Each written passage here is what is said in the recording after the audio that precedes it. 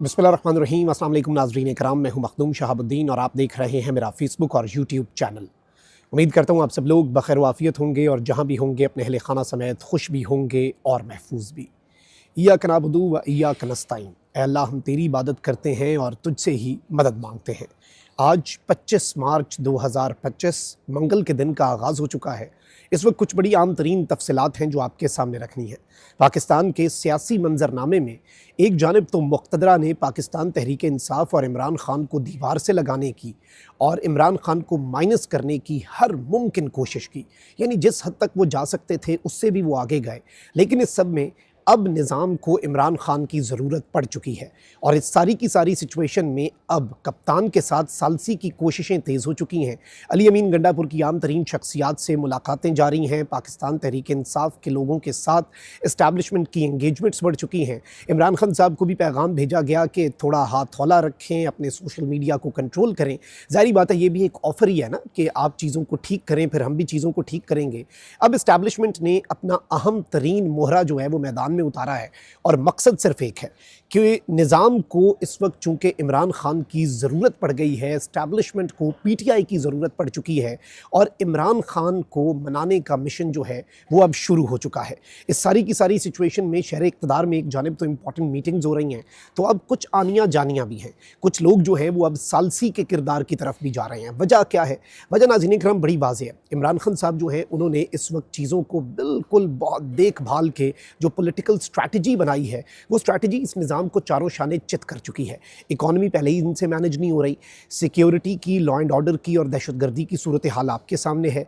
अवाम के अंदर इस हुकूमत की पजीराई है नहीं। इस्टेब्लिशमेंट अपना वज़न इस हुकूमत के पलड़े में डालती तो है, लेकिन उससे हुकूमत का पलड़ा जो है वो भारी नहीं होता, बल्कि इस्टेब्लिशमेंट जो है उसके ऊपर बात आ जाती है। और इस वक्त एक चीज़ आपने अपने जहन में ये बिठा लेनी है कि इस पूरी सिचुएशन को अगर हम एनालाइज़ करें और एक ब्रॉडर पर्सपेक्टिव में देखें तो इमरान खान साहब जो हैं वो इस निज़ाम के आसाब पर सवार हो चुके हैं। जब इन्होंने देखा कि पिछले 3 साल में हमने हर मुमकिन कोशिश की, हर चीज़ हमने मैनेज करने की कोशिश की, लेकिन इमरान खान और अवाम का रिश्ता नहीं टूट पा रहा। अब उस रिश्ते की इन्होंने जो एक लाइन है, तार है, वो देखी कौन सी है? वो सोशल मीडिया है।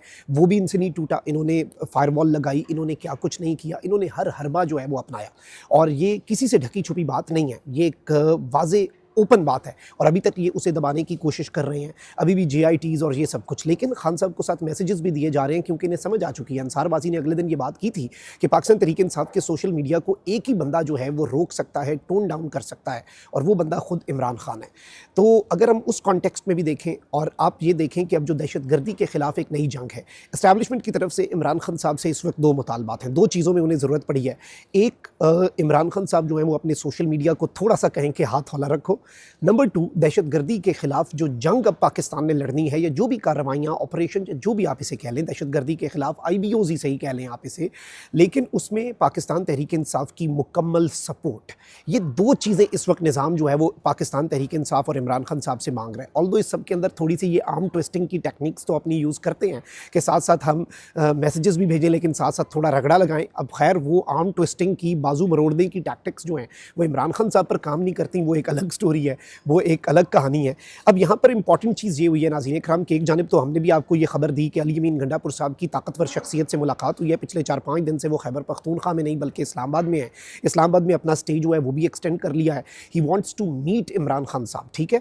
और इमरान खान साहब से मुलाकात के बाद वो कुछ और मुलाकातें भी करेंगे। ताकतवर शख्सियात से होने वाली अगली मुलाकातों में बैरिस्टर गौर और दीगर जो हैं उनके भी शामिल होने का इम्कान है, क्योंकि बैरिस्टर गौर जो हैं उनके साथ भी बड़ा बेहतरीन सा वर्किंग रिलेशन जो है वो इस्टेब्लिशमेंट जो है वो समझती है कि उनका कायम हो सकता है। अब यहाँ पर जो इंपॉर्टेंट चीज़ है, एक जानिब तो मंगल का दिन शुरू हो चुका है। आपको पता है कि अडयाला जेल में मुलाकातें होनी हैं। मुलाकातों के बाद बाहर मीडिया टॉक जो है उसकी इजाज़त नहीं है, लेकिन अब इसमें यह कहा जा रहा है, ऑल्दो फैसल चौधरी साहब जो उन्होंने कहा है कि मैं इसे चैलेंज करूँगा। सलमान अकरम राजा ने ऑल्दो ये अंडरटेकिंग दी है कि जी बाहर कोई मीडिया टॉक नहीं होगी। फैसल चौधरी जो कि खान साहब के वकील भी हैं, फवाद चौधरी के भाई भी, उन्होंने कहा हम इसे चैलेंज करेंगे। ये कैसे हो सकता है कि आप किसी आज़ाद शख्स जो है उसकी मीडिया टॉक के ऊपर पाबंदी लगा दें? सियासी बयानबाजी मतलब क्या, पॉलिटिकल बात करना इस मुल्क में अलाउड ही नहीं है, तो उन्होंने इसके ऊपर काम किया है और वो इस पे करने जा रहे हैं, इसे चैलेंज करने का ऐलान कर चुके हैं। खैर वो एक अलग चीज़ है।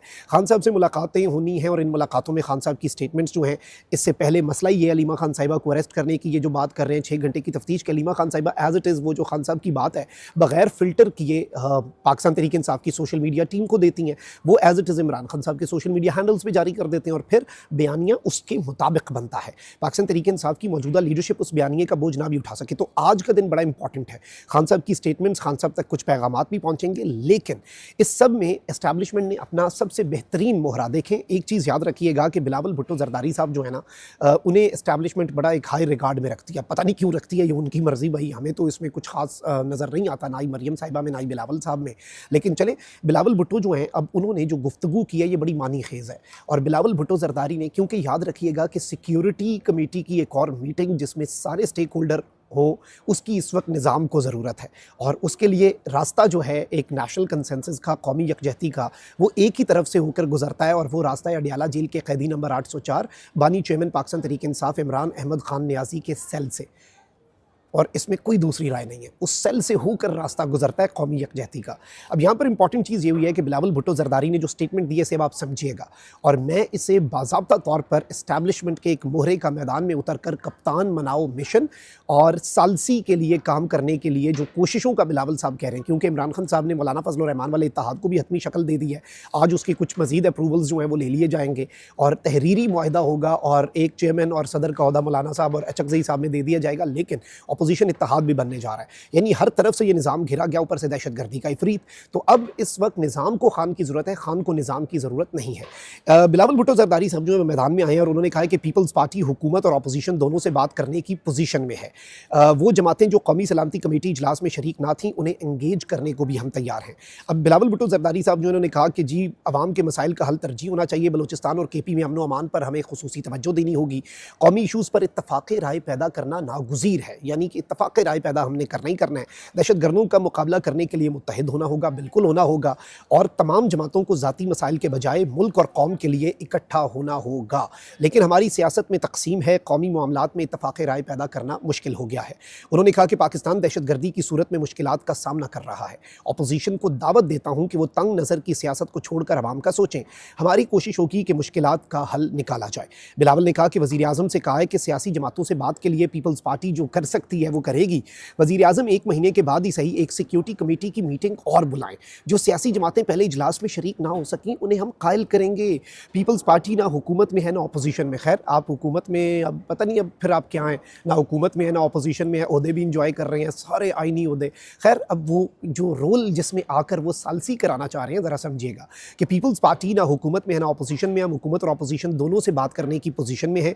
कोशिश कर सकते हैं कि इज्तमाई फैसले लें, अपोजिशन भी तंग नज़र की सियासत छोड़े, और उम्मीद है कि दहशत गर्दों का मुकाबला करने के लिए कौमी इत्तफाक़ राय पैदा करेंगे और मुल्की मफाद में इज्तमाई फ़ैसले लेंगे। और फिर इन्होंने ये पेशकश की है कि जी मैंने वज़ीर आज़म को ये पेशकश की कि वज़ीर आज़म साहब, शहबाज शरीफ साहब, जो जमातें कौमी सलामती कमेटी के इजलास में नहीं आई उन्हें एंगेज करने के लिए मैं तैयार हूँ, और मैंने अपोजिशन लीडर को भी कहा कि छोड़ें ये सब कुछ और आगे बढ़ते हैं मुल्क की खातिर।